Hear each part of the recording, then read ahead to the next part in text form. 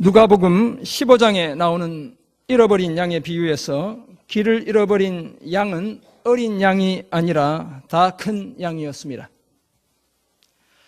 99마리는 함께 무리지어 남아 있었지만 다 큰 양 한 마리가 어디론가 사라져 버렸습니다. 선한 목자가 가파른 언덕을 지나 차가운 밤 공기를 가르며 찾도록 찾아다닌 양은 다 큰 양 한 마리였습니다. 마침내 찾아 즐거워하며 어깨에 메고 무리들 곁으로 다시 데려온 양은 다 큰 양 한 마리였습니다. 왜 그 양 한 마리에 이런 지극정성을 보이는 것일까요? 좋은 꼴로 먹이며 한결같이 돌보는 이유는 과연 무엇일까요? 그 이유는 다름 아니라 그 양이 어린 양들이 길을 잃지 않도록 돌보는 다 큰 양이기 때문에 그렇습니다. 그 양이 길을 잃어버리면 다른 어린 양들도 함께 길을 잃고 헤매기 때문에 그렇습니다. 그래서 그 다 큰 양을 한결같은 정성으로 돌보는 것입니다. 왜냐하면 어린 양들을 잃어버릴 때 다 큰 양들이 지불해야 할 희생의 대가는 상상을 초월하기 때문에 그렇습니다. 사랑하는 성도 여러분, 2016년 어린이 주일을 맞이하는 오늘 우리는 우리 자녀들에게 과연 어떤 존재입니까? 혹시 우리 스스로도 길을 잃어버려 우리를 바라보는 자녀들마저 길을 잃고 방황하게 하는 그런 존재는 아닙니까? 스마트폰에서 손을 놓지 않는 아이, 온라인 게임에 빠져 있는 아이, 자신을 지키는 법을 미처 모른 채 SNS의 세계로 들어가는 그 아이들에게 과연 우리는 어떤 존재여야 하는 것일까요? 이 자녀들을 마냥 방치할 수만도 없고 그렇다고 마냥 반대할 수만도 없는 우리는 우리 자녀들에게 도대체 어떤 존재가 되어야 하는 것일까요? 앞에서 봉독해드린 하나님의 말씀 잠언 22장 6절은 우리 모두가 마땅히 행할 길을 자녀들에게 가르치는 자가 되어야 한다고 말씀합니다. 그래야 늙어도 자녀들이 그 길에서 떠나지 않는다는 것입니다. 그런데 문제는 우리가 어떻게 효과적으로 마땅히 행할 길을 자녀들에게 가르칠 수 있는가라는 것입니다. 다시 말해서 우리가 자녀들에게 어떤 존재가 되어야 마땅히 행할 길을 자녀들에게 제대로 가르칠 수 있는지, 그것이 바로 우리가 가진 문제라는 것입니다. 오늘 보면 잠언 22장 6절을 비롯한 몇몇 성경 구절들을 통해 우리는 부모로서 또는 앞선 믿음의 세대로서 자녀들을, 후배들을 평생 마땅히 행할 길에 머물게 하기 위해 저들에게 어떤 존재가 되어야 하는지를 생각해 볼 수 있습니다. 우리는 먼저 우리의 자녀들에게 좋은 부모가 되어야 합니다. 당연한 얘기죠. 둘째, 우리는 좋은 선생님이 되어야 합니다. 그리고 끝으로 우리는 우리 자녀들에게 좋은 친구가 되어야 합니다. 우리가 자녀들에게 좋은 부모가 되고 좋은 스승이 되며 좋은 친구가 될 때 비로소 자녀들이 마땅히 행할 길에 머물며 평생 그 길에서 떠나지 않게 될 것입니다. 미국 테네시에 있는 템플 대학의 심리학 교수인 로렌스 스타인버그라는 분은 좋은 부모가 될 수 있는 10가지 조건을 다음과 같이 제시했습니다. 첫째, 무엇이 문제인지 먼저 생각한다. 그러면 그 문제에 대한 해결책을 늘 염두에 둔다는 것입니다. 둘째, 진정한 사랑을 한없이 많이 준다. 셋째, 정신적으로, 물리적으로 자녀의 생활 속에 함께한다. 넷째, 자녀의 성장에 맞추어 양육 방법을 조절한다. 자녀가 커감에 따라 가르치는 방법도 달라야 한다는 것이죠. 다섯째, 규칙을 만들어준다. 여섯째, 자녀들의 독립심을 키워준다. 일곱 번째, 일관성을 유지한다. 오늘 이랬다 내일 저랬다 이러면 자녀들이 헷갈려서 안 된다는 것입니다. 체벌과 같은 가혹한 훈육은 가급적 피한다. 부모가 정한 규칙과 아홉 번째, 결정에 대해 잘 설명해준다. 그리고 마지막으로 우리 자녀들을 존중한다 라고 말했습니다. 이처럼 심리학의 영역에서도 어떻게 하면 좋은 부모가 될 수 있는지를 연구하는 많은 사람들이 있습니다. 왜냐하면 가정은 사회를 지탱하는 뿌리이기 때문에 그렇습니다. 가정이 무너지면 사회 전체가 무너지기 때문에 그런 것입니다. 성경이 밝히고 있는 대로 가정은 하나님께서 만드신 최초의 공동체입니다. 그렇지만 그 가정을 이루었던 인류의 조상 아담과 하와의 범죄로 인해 그 가정은 철저하게 파괴되고 말았습니다. 그래서 그들의 후예로 살아가는 인류 전체에 큰 불행의 그림자를 드리웠습니다. 그럼에도 불구하고 하나님께서는 여전히 자녀 교육을 저와 여러분처럼 연약한 부모들에게 맡겨주셨습니다. 왜냐하면 가정은 교회와 더불어 주님 다시 오시는 그날까지 이 땅에서 계속 존재해야 할 하나님의 공동체이기 때문에 그런 것입니다. 오늘 보면 잠언 22장 6절에 마땅히 행할 길을 아이에게 가르치라는 이 말씀은 아이가 마땅히 행할 길에 헌신하게 하라라고 번역할 수 있습니다. 왜냐하면 가르치다라는 이 말이 이 헬라어 단어, 히브리어 단어가 성경에서 집에 낙성식을 행하다 또는 성전에 봉헌식을 행하다라는 이 말에 똑같이 사용되고 있기 때문입니다. 그래서 아이가 마땅히 행할 길에 헌신하게 하라라고 번역할 수 있습니다. 사무엘처럼 주님께 드려진 그 아이가 평생 그 길에 헌신하게 하라 이렇게 말씀할 수 있다는 것입니다. 또한 히브리어 원어의 의미를 좀 더 살려 번역하면 이렇게 번역할 수 있습니다. 아이가 반드시 가야 할 길에서 아이를 훈련하라. 그 아이가 반드시 가야 할 그 길에서 아이를 훈련하라 라고 번역할 수 있습니다. 여기서 아이로 번역된 말도 이 히브리어 말도 갓난 아이로부터 청년에 이르기까지 다양한 계층의 자녀들을 지칭합니다. 탈무드는 이 연령대를 24세까지로 보고 있기도 합니다. 그리고 마땅히 행할 길이라는 말은 자녀들이 당연히 따라야 할 삶의 모범이 있다는 사실을 전제하고 있습니다. 그런데 잠언, 하나님의 말씀인 잠언 속에는 한 사람이 갈 수 있는 길이 오직 두 길밖에 없습니다. 지혜롭고 의로운 자가 가는 길과 그 길은 선한 길이죠. 악하고 어리석은 자가 가는 길이 있습니다. 그 길은 악한 길인 것입니다. 선한 길 아니면 악한 길, 이 두 길밖에 없다는 것입니다. 따라서 지혜롭고 의로운 자는 훈련을 거부하지 않고 선한 길로 달려갑니다. 반면에 악하고 미련한 자는 훈련을 거부하고 여전히 악한 길에 머물며 살아가는 것입니다. 그렇다면 지혜로운 자가 훈련을 통해 가는 그 길이 바로 마땅히 행할 길이 되는 것입니다. 그런데 반드시 가야 할 길에서 아이를 훈련한 결과는 무엇입니까? 오늘 본문이 말하는 그 결과는 무엇입니까? 우리 자녀들이 반드시 가야 할 그 길에서 자녀들을 훈련했더니 어떻게 된다고요? 늙어도 그것을 떠나지 않는다 라고 말씀하고 있습니다. 평생 올바른 길, 선한 길로 행하는 것입니다. 하나님께 서원했던 그 길, 하나님이 원하시는 그 길에 늘 머물러 있다는 것입니다. 때로는 그 길에서 달릴 때도 있고 때로는 그 길에서 걸어갈 때도 있고 어쩌면 때로는 그 길에서 쉴 때도 있겠지만 그 길에서 벗어나는 법은 없다는 것입니다. 그렇다면 그냥 자녀들을 내버려 두면 저절로 그렇게 되는 것이 아닙니다.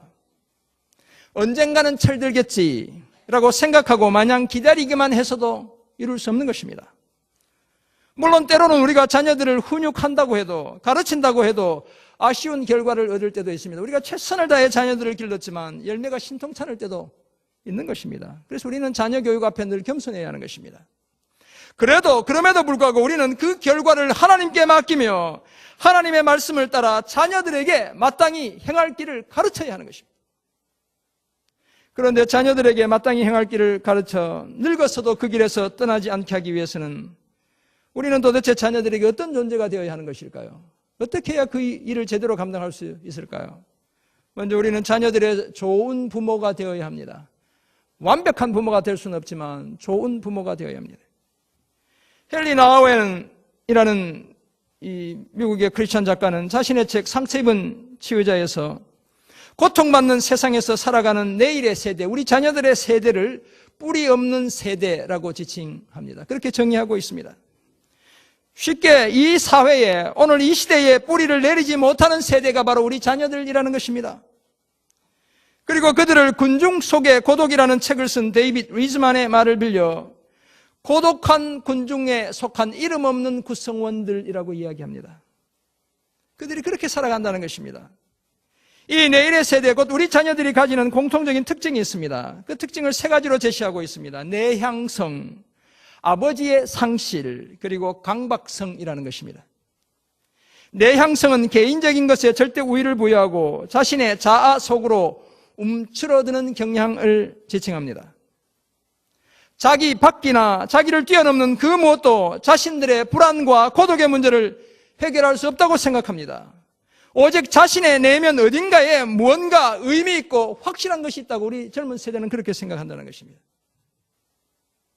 아버지의 상실, 이 아버지의 상실은 일반적인 부모는 있지만 참된 아버지는 없다고 생각하는 것입니다. 따라서 아버지들이 더 오래 살았다는 이유만으로 자신들에게 무엇인가 얘기하는 것은 옳지 않다고 우리 젊은 세대는 생각합니다. 나이로 짓누르는 것 옳지 않다고 생각한다는 것입니다. 어른의 권위가 무너짐에 따라 내일의 세대는 더욱더 서로의 포로가 되어가는 것입니다. 따라서 아버지 대신 또래가, 자신들의 친구가 자신들의 삶의 기준이 되고 맙니다. 강박성, 세 번째 특징. 강박성은 자신이 속한 사회에 대해 마음속 깊은 곳에서부터 늘 불만을 품고 있는 상태를 나타냅니다. 무엇이 잘못되었다는 것은 알지만 그 문제를 해결할 효과적인 대안을 제시할 수는 없습니다. 우리 자녀들이 그렇다는 것이죠. 그렇게 되면 어떻게 됩니까? 좌절감에 빠지게 됩니다. 우울증을 앓기도 합니다. 때로는 폭력성을 띠기도 합니다. 그리고 심지어 스스로 목숨을 끊는 안타까운 경우도 있는 것입니다. OECD 국가 중에 대한민국이 자살률 1위라는 사실은 바로 이런 시대적, 사회적 현상을 대변하는 것이다라고 말씀드릴 수 있습니다. 제가 어릴 때, 젊을 때는 대한민국이 OECD 국가인지 전 세계인지 교통사고 사망률 1위였어요. 그런데 요즘은 바뀌었어요. 자살률 1위가 된 그런 나라가 되고 만 것이죠. 그렇다면 우리는 어떻게 해야 좋은 부모가 될 수 있을까요? 어떻게 해야 아버지를 잃어버린 채 살아가는 우리 자녀들에게 진정한 아버지가, 진정한 부모가 되어줄 수 있을까요? 오늘 보면 잠언 22장 6절은 자녀들에게 마땅히 행할 길을 가르치는 부모가 되어야 한다고 말씀합니다. 사실 잠언 전체가 아버지가 아들에게, 부모가 자녀들에게 전하는 온갖 교훈과 기원들로 가득 차 있는 성경책인 것입니다. 딕 호이트와 그의 아들 릭 호이트의 이야기를 소개해 드린 적이 있습니다. 태어날 때부터 중증 뇌성 마비로 태어나 말도 할 수 없는 아들이 바로 릭 호이트였습니다. 당연히 제대로 걸을 수도 없었습니다. 그 아들을 자신이 이끄는 장비에 태운 채 철인 3종 경기, 마라톤 풀코스를 완주하는 아버지 딕은 아들 릭의 진정한 우상입니다. 아들 릭이 1962년에 태어났습니다. 그러니까 만으로 벌써 53세가 되었습니다. 아버지 딕은 1940년생입니다. 만 75세나 되었습니다. 그렇지만 여전히 그 아들을 휠체어에 태운 채 달리기와 수영과 사이클을 쉬지 않고 있습니다. 비록 장애를 가진 아들 릭이 아버지처럼 살 수는 없지만 스스로 걸을 수도 없으니 어떻게 아버지처럼 누군가에 해줄 수 있겠어요? 어떻게 누군가의 휠체어를 밀어줄 수 있겠어요? 아버지처럼 살 수는 없지만 무엇이 마땅히 행해야 할 길인지를 아버지의 삶의 모습을 통해 지금도 만 53세가 넘은 지금도 배우고 있는 것입니다. 그런데 성경은 우리가 믿는 하나님도 바로 그런 아버지라고 말씀하고 있습니다. 광야 같은 인생을 살아가는 우리를 독수리 날개로 업어 자신에게로 인도하시는 분이 우리가 믿는 하나님 아버지입니다. 젖먹이는 여인은 혹시 자기 자식을 잊어버릴지라도, 애를 낳은 엄마는 자기 자식을 내다버릴지라도 절대로 우리를 잊지 않는 분이 우리가 믿는 하나님 아버지라고 이사야 49장 15절이 말씀합니다. 우리를 잊지 않기 위해 우리의 이름을 자신의 손바닥에 새겨두시며, 그래서 우리가 하나님의 것이 되게 하셨을 뿐만 아니라 하나님 스스로 우리의 것이 되어주신 분이 바로 우리가 믿는 하나님 아버지인 것입니다. 심지어 우리를 어머니의 배에서 태어남으로부터 태어나자마자 안아주시고 업어주시고 노년에 이르기까지 그리하시며 백발이 되어서도 품어주시는 분이 바로 우리가 믿는 하나님 아버지라고 이사야 46장 3절과 4절이 말씀하고 있습니다. 그 아버지 하나님께서 우리가 마땅히 행할 길에 평생 머물러 있게 하기 위해 자신이 가진 모든 것, 곧 하나밖에 없는 자기 아들까지 내어주시며 우리를 사랑해 주셨다고 사도 바울이 로마서 8장 32절에서 고백하는 것입니다. 우리 모두의 아버지로서 말뿐만이 아니라 하나님 스스로 행동을 통해 우리가 서로를 향해, 자녀들을 향해 어떤 삶을 살아야 하는지를 가르쳐 주셨습니다. 사랑하는 성도 여러분, 그렇다면 우리도 오늘 우리 자녀들에게 좋은 부모가 되어야 합니다. 말뿐만이 아니라 삶을 통해 마땅히 행해야 할 길을 보여주는 부모가 되어야 합니다. 하나님 중심의 삶을 살고 하나님의 말씀에 순종하는 삶을 살며 하나님의 교회를 전심을 다해 섬기는 삶을 사는 귀한 모습을 자녀들에게 보여주어야 합니다. 손해를 보더라도 정의를 지키며 오해를 받더라도 진리를 붙들고 이용당하더라도 끝까지 사랑하는 삶을 포기하지 않는 그런 모습을 보여주어야 합니다.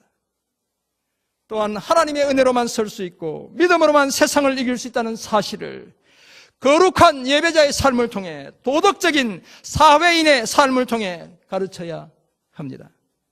그래야 우리는 좋은 부모가 되고 우리 자녀들은 늙어서도 마땅히 행할 길에서 떠나지 않게 되는 것입니다. 자녀들에게 마땅히 행할 길을 가르쳐 늙어서도 그 길에서 떠나지 않게 하기 위해서 우리는 또한 자녀들의 좋은 선생님이 되어야 합니다. 시골에 계신 저희 형수님을 소개해 드린 적이 있습니다. 저에게는 늘 어머니와 같은 분입니다. 따뜻한 봄이 되었습니다. 고향에서 나는 두릅이 먹고 싶었습니다. 그 두릅이 먹고 싶다고 몇 번 혼잣말처럼 얘기했는데 저희 형수님께서 귀신같이 저의 마음을 알아차리시고 지난주에 두릅 몇 순을 몇 번 따서 두릅 첫 순을 몇 번 따서 모아 저에게 보내주셨습니다. 우리 형수님 밑에 제 조카가 다 시집 장가간 조카가 아들 셋, 딸 둘이 있습니다. 아들 셋, 딸 둘을 당신의 슬하에 두셨지만 두릅 좋아하는 막내 시동생인 저를 생각해서 자식들에게 먼저 보내기 전에 저에게 먼저 보내주셨다는 것입니다. 왜 자식들이 더 소중하지 않았겠어요? 그런데 이 시동생 생각하는 마음에 저에게 먼저 보내주셨다는 것입니다. 두릅만으로는 부족하다고 생각하셨는지 장과 위장에 좋다는 백출이라는 저는 잘 모르지만 하여튼 백출 달인 물 먹기 좋게 포장해서 한 박스 같이 보내주셨습니다. 제가 요즘 좀 긴장했더니 옆구리도 아프고 괴로웠는데 그거 먹고 지금 좋아졌어요. 네, 이제 좀 덜 아파. 저희 형수님은 시골에서 초등학교밖에 못 나오신 그런 분입니다. 그러나 지혜롭기는 이루 말로 다 할 수 없고 성실하기는 세상에 그 누구도 따라잡기 어려운 분입니다. 제가 이런 분을 보지 못했어요. 지금 50년 이상 살아오면서. 집에 그렇게 손님들이 많아도 실은 내색 한번 하시는 것을 제가 보지 못했습니다. 정성껏 섬기면서도 늘 기쁨으로 감당해 내셨습니다. 그래서 저희 아내는 항상 세상에서 가장 존경하는 사람이 바로 김간의 집으로 시집 와서 만난 저희 시골 큰 형수님이라고 이야기합니다. 자기의 큰 동서를 자기가 가장 존경한다는 것입니다. 저희 아내가 대학생 때 그토록 사모했던 분이 한 분 있습니다. 제가 아니고 한국 시시의 창시자인 김중곤 목사님. 그분도 아니고 그래서 그분이랑 같이 사진 찍은 것도 있어요. 수십 년을 다녔던 사랑의 교회의 옥하는 목사님도 아니며 주저없이 시골에 이름 없는 한 여인에 불과한 저희 큰 형수님을 가장 존경한다라고 저희 아내가 말하는 것입니다. 부모님이 일찍 돌아가신 저에게 어머니와 같은 이 큰 형수님은 또한 저에게 선생님과 같은 분이십니다. 조카들이 아무리 몸이 아파도 학교는 늘 보냈습니다.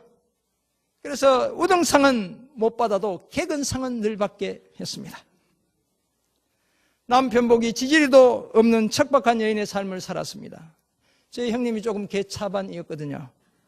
큰 형님이, 우리 조카들이 들으면 또 이제 아빠 욕한다고 그럴지 모르겠는데, 남편 복이 그렇게도 없는 척박한 여인의 삶을 살면서도 어떻게든 자식들 먹여 살리려고 이리저리 뛰어다니며 그렇게 자기 자식 5과 막내 시동생 저까지 6을 키워냈습니다.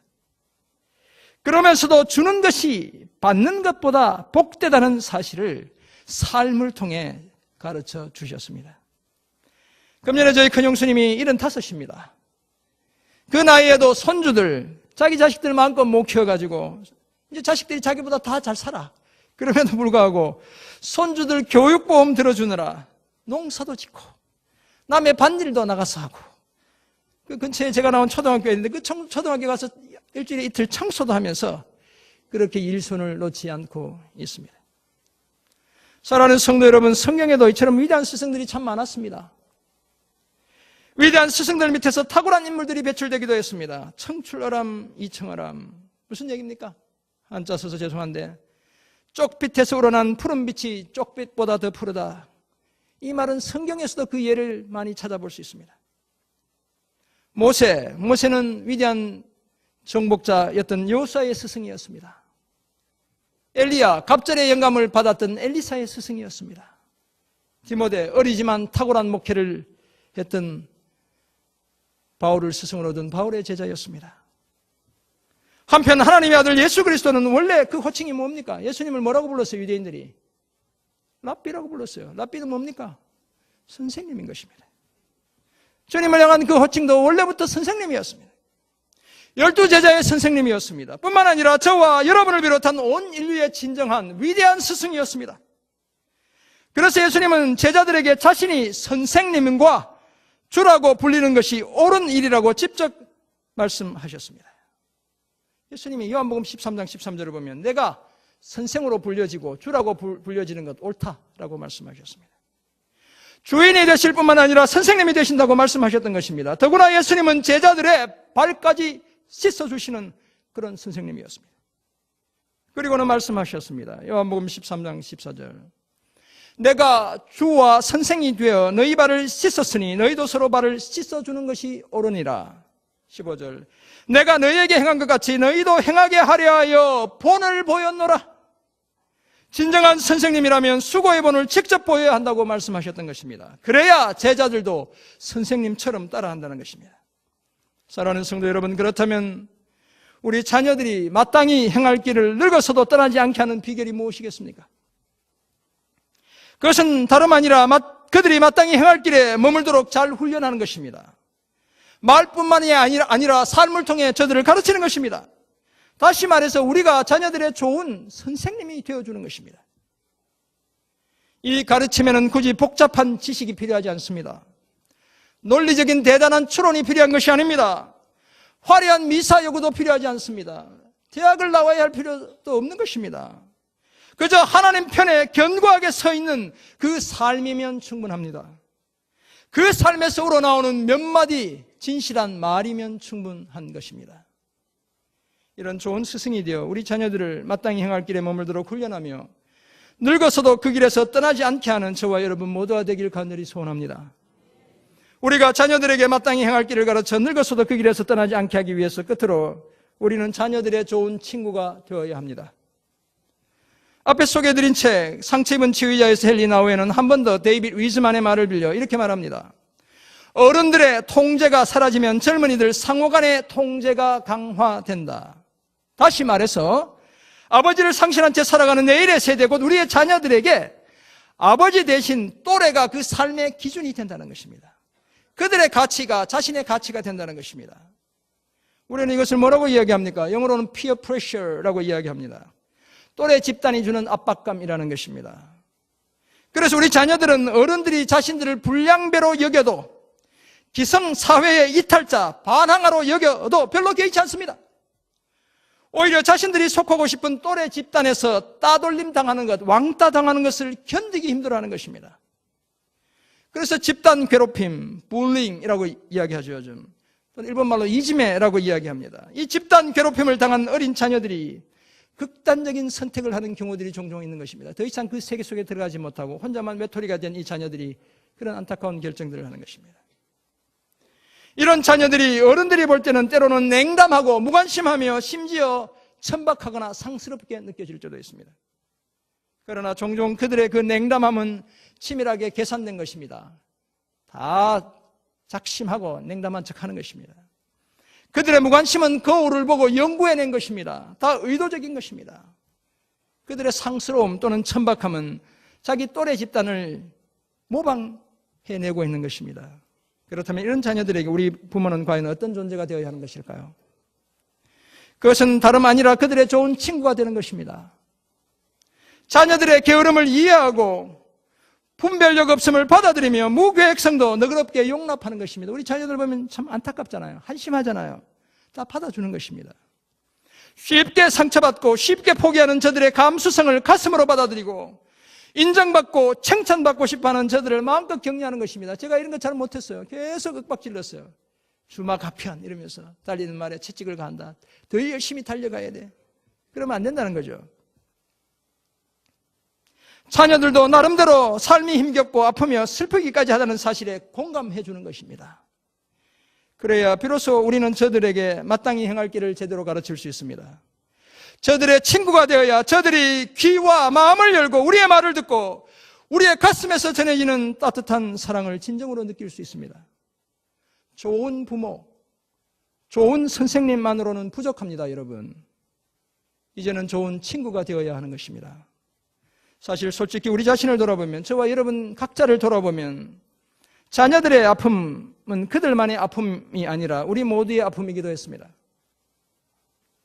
우리가 20년, 30년, 40년, 50년 우리의 삶을 돌아보면, 우리 어르신들 한 60년 전에 내 삶을 돌아보면 우리도 저들과 똑같은 삶을 살았습니다. 우리도 실패를 반복했습니다. 그리고 어쩌면 나이가 들었지만 여전히 그 비슷한 삶의 수레바퀴를 우리가 굴리고 있는지도 모르는 것입니다. 한번 여러분 가슴에 손을 얹고 한번 생각해 보세요. 아마 우리도 우리에게 진정한 친구, 참 좋은 친구가 없었다면 우리도 여전히 소망 없는 세대, 뿌리 없는 세대를 살고 있을지도 모릅니다. 그런 우리를 찾아온 진정한 친구가 있습니다. 그 친구가 바로 하나님의 아들 예수 그리스도입니다. 요한복음 15장 15절에서 예수님은 직접 이렇게 말씀하십니다. 이제부터는 너희를 종이라 하지 아니하리니 종은 주인이 하는 것을 알지 못함이라. 너희를 친구라 하였노니 내가 내 아버지께 들은 것을 다 너희에게 알게 하였습니다. 무슨 말씀입니까? 영원히 죄의 종으로 살아갈 수밖에 없는 우리를 예수님이 자기의 친구로 삼아주셨다는 것입니다. 심지어 하나님께 들은 것, 곧 자신이 하는 모든 것을 다 알게 해주셨다는 것입니다. 진정한 친구는 비밀이 없어야 된다고 이야기하잖아요. 주님이 우리와의 관계 속에서 비밀이 없는 친구가 되게 해주셨다는 것입니다. 그래서 우리는 찬송가 92장에 기록된 가사를 따라 우리가 예배 설교 끝나고 이 찬송을 바꾸어서 부르게 될 것입니다. 위에 계신 나의 친구, 그의 사랑 지극하다. 이는 예수 그리스도, 나의 구주, 뭐요? 나의 친구. 사랑하는 나의 친구, 늘 가까이 계시도다. 그의 사랑 놀랍도다. 변함없는 나의 친구. 이렇게 노래하는 것입니다. 사랑하는 성도 여러분, 이처럼 우리의 영원한 주인이신 예수님께서도 저와 여러분의 친구가 되어주셨습니다. 우리를 죄의 노예로 살도록 내버려 두지 않으시고 자신의 품 안으로 불러주셨습니다. 히브리서는 이 예수님이 우리를 같은 형제라고 부르는 것을 부끄러워하지 않으셨다고 말씀합니다. 예수님이 우리의 형제가 되는 것을 부끄러워하지 않았다는 것입니다. 심지어 범사의 형제들과 같이 되셨다라고 히브리서 2장 17절에서 말씀합니다. 다시 말해서 스스로 우리의 친구, 우리의 형제가 되어주셨다는 것입니다. 왜냐하면 우리의 연약함을 다 이해하시고 우리를 죄에서 속량해 내시기 원하셨기 때문입니다. 우리처럼 똑같이 시험을 받고 고난을 당해 우리를 제대로 도와주시길 원하셨기 때문에 그런 것입니다. 사랑하는 성도 여러분, 그렇다면 오늘 우리도 우리 자녀들의 좋은 친구가 되어야 합니다. 우리 자녀들이 마땅히 행할 길에 머물도록 훈련되고 늙어서도 그 길에서 떠나지 않기를 원한다면 우리도 우리 자녀들의 진정한 친구가 되어야 합니다. 거듭 말씀드리지만 자녀들의 아픔과 좌절을 잘 이해해야 합니다. 저들의 근심과 염려와 불안 또한 우리의 가슴으로 받아야 합니다.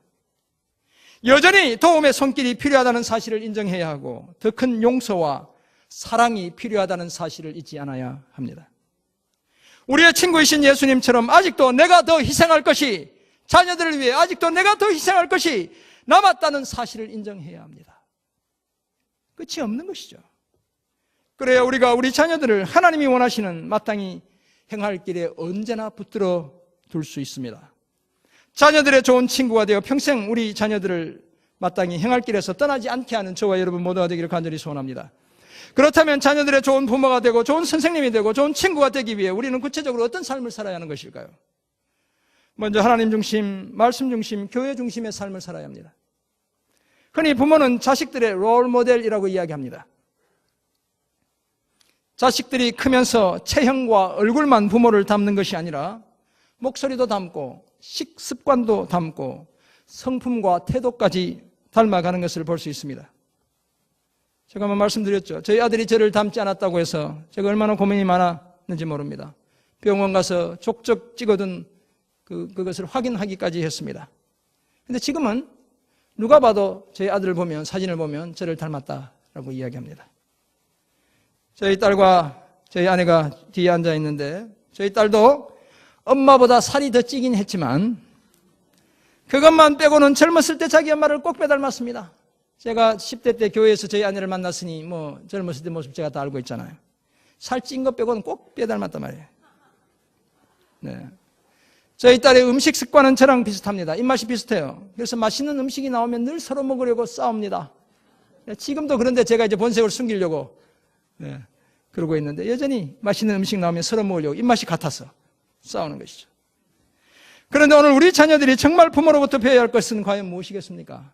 그 자연스럽게 배우는 거 말고, 그것이 바로 하나님 중심, 말씀 중심, 교회 중심으로 살아가는 믿음의 부모들의 진정성을 갖춘 삶의 모습입니다. 말 따로 행동 따로 말고 말처럼 살아가는 그 삶의 모습이라는 것입니다. 무슨 말이나 이래든지 하나님께서 기뻐하시는 대로 행하고 하나님의 말씀대로 행하며 교회에 유익하도록 행하는 부모들의 삶이 자녀들의 삶에 그대로 투영되어야 하는 것입니다. 그런 부모를 바라보며 부모님처럼 살아가는 자녀들이 하나님의 은혜의 우선 아래에서 벗어나지 않게 될 것입니다. 그런 부모 밑에서 자라는 자녀들이 늙어서도 마땅히 행할 그 길에서 떠나지 않게 되는 것입니다. 삶의 적용점 두 번째, 자녀들과 함께 시간을 보내야 합니다. 자녀들의 좋은 친구가 되는 길이 여러 가지 있습니다. 제가 몇 가지 알려드립니다. 먼저 그들의 말에 귀를 기울여 주는 것입니다. 막 고마 됐다 이렇게 이야기하면 안 됩니다. 여기까지 하자 이런 말 하면 안 된다는 거예요. 끝까지 들어주는 것입니다. 둘째, 그들의 삶의 필요를 채워주는 것입니다. 넌 어제 용돈 받아가더니 왜 오늘 또 달라고 그래? 이렇게 하면 안 된다는 것이죠. 아, 오늘은 더 필요하구나. 어제 10,000원 줬으면 오늘 20,000원 한번 줘보세요, 여러분. 그럼 자녀들이 달라지기 시작합니다. 네, 어제 50,000원 주셨는데 오늘 100,000원 주려면 좀 부담스럽긴 하지만 그걸 한번 해보세요, 여러분. 그들의 삶의 필요를 채워주는 것입니다. 그럼 우리는 좋은 친구가 되어요. 그리고 한 가지 더, 그들과 함께하는 것입니다. 이것 해라 저것 해라, 이것 하지 마라 저것 하지 마라 라고 말만 하지 말고 그저 그들과 함께하는 시간을 보내는 것입니다. 제자들의 친구가 되시고 그들과 함께 하셨던 예수님처럼 우리 자녀들과 함께 같은 공간에서 같은 시간을 보내는 것입니다. 여러분 이 말을 잘 기억해야 돼요. 같은 공간에서 같은 시간을 보내는 것입니다. 같은 공간에 있지만 시간을 서로 따로 쓰는 사람들이 많습니다. 대부분의 가정이 그렇죠. 같은 집에 있지만 서로 방문 닫아놓고 살고 얼굴을 대면하기 쉽지 않습니다. 함께 있는 것 같지만 시간을 서로 따로 쓰고 있는 것입니다. 이번 연휴 기간 국가에서도 제발 좀 같이 잘 있으라고 연휴를 주셨어요. 그죠? 연휴 기간 동안 자녀들과 함께 좋은 추억을 만드는 부모님 모두가 되시길 간절히 소원합니다. 같이 오래 있다가 얼굴 붉히지 마시고 말다툼하지 마시고 그저 자녀들의 모습을 바라보고 그들의 고민을 들어주고 그들을 위로하며 그들을 위해 하나님의 이름으로 축복하는 그런 시간을 보내는 저와 여러분 모두가 되길 간절히 소원합니다. 1985년에 소개되어 지금도 여전히 많이 읽히는 외래동화 중에 샬롯의 거미줄이라는 작품이 있습니다. 제가 오늘 책 한 권 소개합니다. 제가 돈 받는 건 아니고 책이 너무 좋아서 소개하는 겁니다. 샬롯의 거미줄. 미국 작가 엘윈 브룩스 화이트가 1952년에 쓴 이 작품은 아이는 물론 어른들에게까지 읽혀져 거의 50만 부 가량의 판매고를 기록하고 있습니다. 우리 한국에서만. 그러면 우리 5천만 잡으면 100명 중에 1명은 이 책을 갖고 있다는 거예요. 이 중에 여러분이 갖고 있을 것 같습니다. 이 작품에 등장하는 주인공이 있습니다. 돼지입니다. 돼지 한 마리. 그의 이름은 윌버입니다. 윌버는 엄마 돼지가 낳은 새끼 중에 제일 첫 번째로 낳은 새끼였습니다. 너무 작게 낳았습니다. 제가 시골에서 보면 이렇게 강아지나 돼지들이 여러 마리 새끼를 놓으면 그 중에 꼭 약한 놈들, 초배 중에 처음 나온 애들이 약해요. 그럼 어른들이 그걸 내다 버렸어. 키워봐야 본전이 안 돼. 미국에서도 마찬가지였던 것 같습니다. 너무 작게 나와서 처치해야 할 대상이었지만 주인이 에러블이라는 주인이었는데 그 어린 딸, 펀이라는 딸이 있었습니다. 이 딸이 막 울고불고 난리가 난 거예요. 제발 그 불쌍한 어린 거 죽이지 말라고. 그래서 겨우 목숨을 건지게 된 돼지가 바로 윌버인 것입니다. 태어난 지 5주 만에 잘 먹으니까 살이 피둥피둥 쪄가지고 집에서 못 키우고 드디어 펀의 삼촌 주커만 씨의 집으로 팔려갔습니다. $6에 팔려갔다 이렇게 기록되어 있습니다. 윌버는 그곳에서 친구 샬롯을 만나게 되었습니다. 샬롯의 거미줄이니까 샬롯이 뭐겠습니까? 거미인 것이죠, 거미. 그죠? 거미줄로 곤충을 잡아 피를 빨아먹고 사는 샬롯에 대해 처음에는 의심과 두려움을 이 윌버가 느껴야 했습니다. 그러나 시간이 흐르면서 윌버는 샬롯을 오해했다는 것을 깨닫게 되었습니다. 겉보기에 거미 샬롯은 뻔뻔스럽고 잔인해 보였지만 친절한 마음씨를 가진 친구였습니다. 겉과 속이 달랐던 것이죠. 끝까지 의리를 지켰고 믿음을 저버리지 않았습니다. 자신을 있는 그대로 인정하고 믿어주는 샬롯이 함께 있었기 때문에 윌버는 돼지 우리에 갇혀 살면서도 외롭지 않았습니다. 살아갈 용기를 얻었고 그래서 훌륭한 돼지로 살 수 있었습니다. 사랑하는 성도 여러분, 믿음의 부모로 살아가는 우리 모두는 우리 자녀들에게 마땅히 행할 길을 가르쳐야 할 거룩한 책임을 가지고 있습니다. 자녀들을 신앙으로 훈련시켜 늙어서도 그 길에서 떠나지 않게 해야 할 거룩한 의무를 저와 여러분이 지니고 있습니다. 그러기 위해서는 부모인 우리가 먼저 목자 되신 예수님에 의해 되찾은 양이 되어야 합니다. 내가 잃어버린 양이 되어서는 그런 일을 감당할 수 없습니다. 내가 먼저 되찾아진 양이 되어야 한다는 것입니다. 뿐만 아니라 하나님과 예수 그리스도를 모델로 삼아 우리도 자녀들의 좋은 부모, 좋은 선생님, 좋은 친구가 되어야 합니다. 윌버의 친구 샬롯처럼 그런 친구가 될 수 있어야 합니다. 때로는 책임지고, 때로는 가르치며, 훈련하며, 때로는 함께하는 삶을 통해 하나님 중심, 말씀 중심, 교회 중심의 삶을 저들에게 보여주어야 합니다. 아무 말도 하지 않은 채 그저 그들과 함께 있어 줄 수 있어야 합니다. 이런 삶을 힘써 우리 자녀들을 마땅히 행할 길에 머물도록 훈련하며 그래서 늙어서도 그 길에서 떠나지 않게 하는 저와 여러분 모두가 되시기를 주님의 이름으로 축원합니다. 아멘. 하나님 아버지, 오늘 우리에게 주신 귀한 말씀을 기억합니다. 우리의 영원한 아버지 되신, 우리의 진정한 선생님 되신, 우리의 변함없는 친구 되신 그 주님을 기억하며 우리도 우리 자녀들에게 그런 삶을 감당하도록 은혜 내려 주옵소서. 그래서 마땅히 행할 길 우리 자녀들에게 가르쳐 평생 그 길에서 떠나지 않는 복된 자녀들 다 되게 도와주옵소서. 가족 관계 속에 어려운 형편에 놓여 있는 주님의 사람들이 있습니까? 주님 그 가정을 찾아가 주시고 회복되는 놀라운 은혜 허락해 주옵소서. 감사드리며 살아계신 예수 그리스도의 이름으로 기도드립니다. 아멘.